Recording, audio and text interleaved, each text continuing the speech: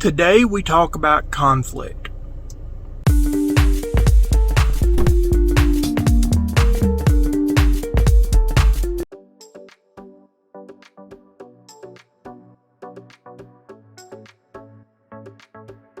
Welcome to the Four Seasons. I'm your host, Ken Johnson, and I thought we would do a brief discussion on one of the C's that we discuss on this show, which is conflict.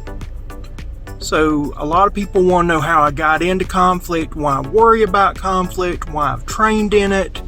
You know, most people are trying to get away from conflict and I'm running to it. And they kind of want to know why and kind of pick my brain a little bit. So I thought this would be a great opportunity to discuss this. So, to be human is to be involved in conflict. All y'all know I'm an award-winning writer. The primary plot to all plot stories, that are movie, literature, whatever. The primary plot to it all is conflict. So it goes back, if you are a Jew or a Christian, you can go back to Adam and Eve. It says in the Bible that God created man and woman. And then there's a verse that follows that says man was alone. So if you look into history of Hebrew culture, there is a belief that man actually had a wife before Eve, and they refer to her as Lilith, which later became Lilith. And she basically became the precursor for the vampire. If you're not Hebrew, or you're of a Jewish faith that doesn't believe in that part of the Hebrew culture, and you believe that man was created by himself, then it was just Eve. So either Adam was made with a woman and they were equal, and that created conflict, or man was alone, everything else had a mate, and for some reason this all-knowing, all-powerful, all-wise creature that we refer to as God messed up and didn't create him a mate, thinking he wouldn't be lonely. I don't know either way. I wasn't there, so I don't know. But if you believe in the Adam and Eve thing, then okay. Now Adam's lonely. God's got to fix it. There's conflict. Well, instead of doing like he did with everybody else, he had to take out a rib. So Adam had to go through a surgery. More conflict. Now there's woman at a man, and she's supposed to be a helper for man. So now there's a power imbalance. We don't know about that in our society and conflict with that, do we? Of course we do. Then later on, there's this snake. Now, if you're of a belief that it was a snake, then conflict there, because it says that God cursed woman and God cursed the snake and said that the children of woman will bash the heads of the children of the snake, and the children of the snake will strike at the heels of the children of the woman. So that is conflict right there. Then Adam and Eve leave, and we know of 2 sons.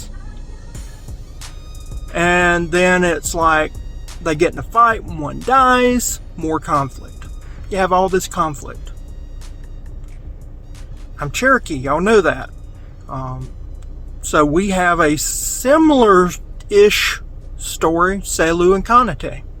Kanate means hunter, that's first man. Selu is corn, first woman. They had a son. Then they had another son that was kind of an accident. And then, so here's this child, and they realize, wait a minute, we created this child. So then this mysterious child that was created almost magically is accepted into the family. Surely there was conflict there. And then the two boys find out that their mama has magical powers. Instead of saying, well, look, talking to the other brothers, say, hey, look, you was formed magically. Evidently this is what humans do. Somehow, don't know how they would have figured it out, being that they were the only 4 on Earth according to the context of the story. The boys realized that their mom was a witch and killed her. So again, conflict. I bring this up only to say that no matter what your base story is for creation, no matter what your belief structure is, no matter what narrative you wish to go with, how illogical that narrative may be, even in the storylines, it is rife with conflict. And every single day, we engage in conflict. So to try to run away from conflict is trying to run away from error. It's all around you.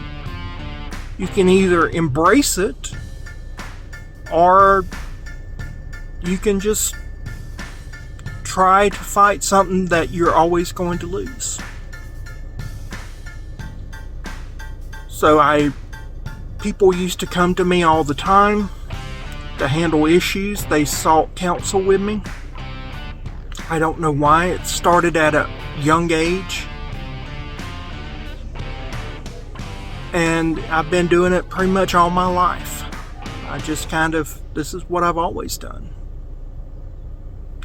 I'm trained in restorative justice because most of the people that I went to school with, they had some serious conflict. A lot of them ended up serving jail time.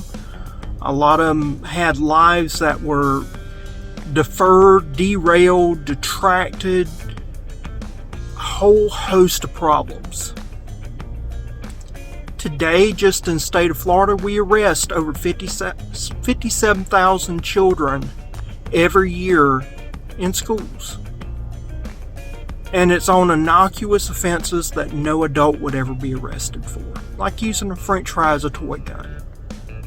I can take a french fry from McDonald's, go bang bang, and no one is going to arrest me. You do it at school and you're a student, you're going to have school resource officer arrest you. And it's rampant all across the U.S. We arrest over 2 million students. Yeah, 2 million students, 2.2 really, if you look at the studies.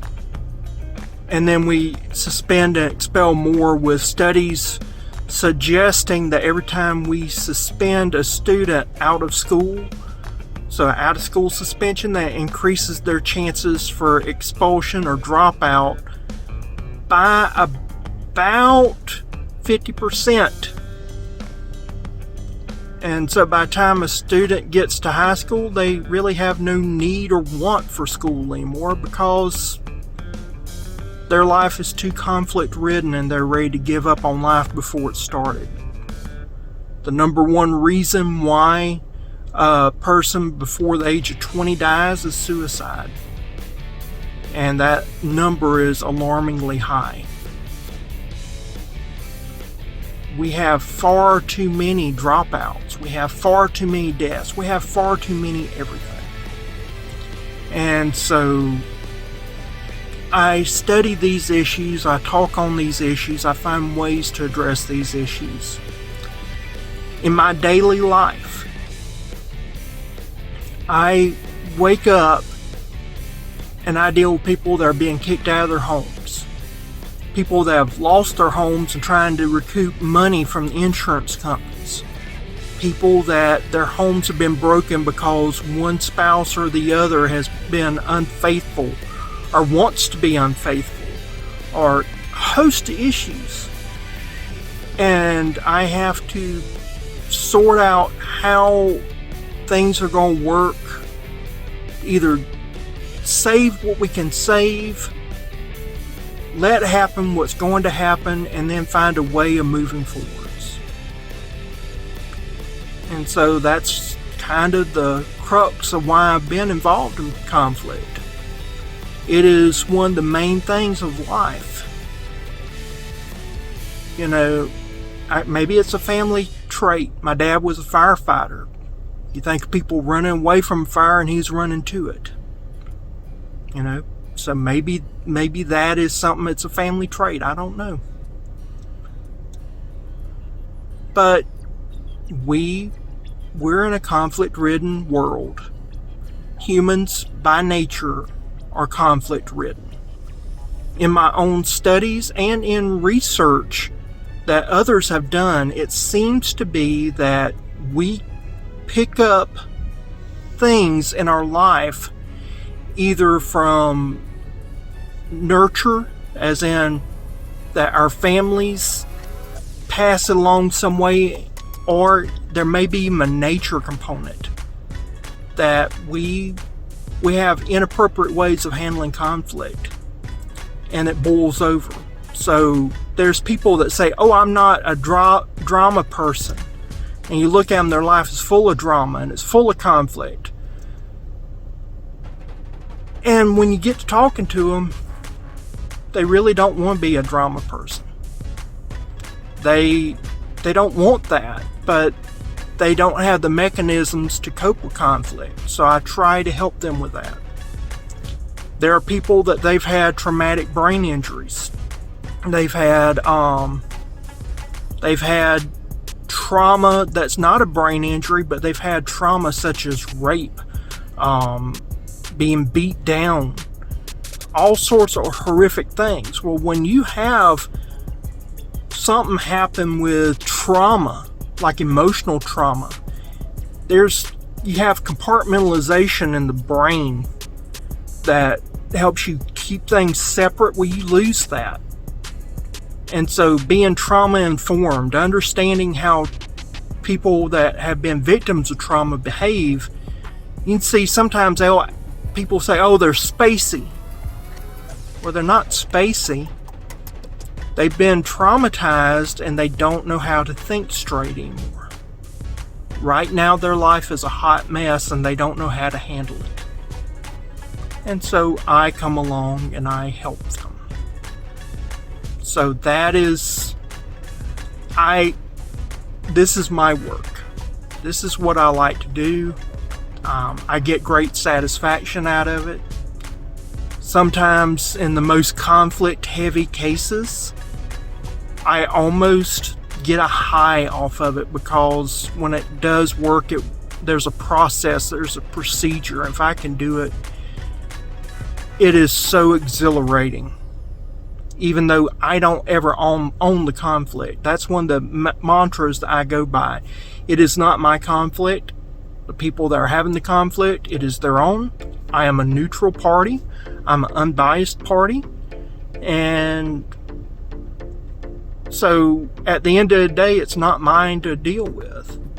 And there's liberation in that. But this is my work.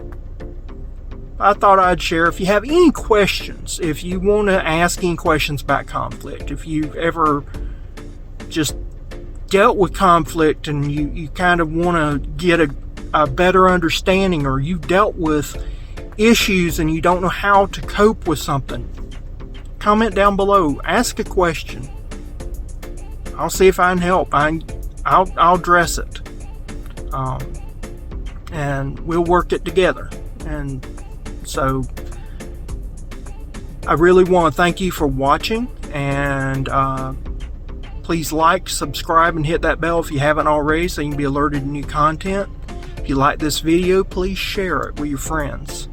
And I will see you again next time. Bye.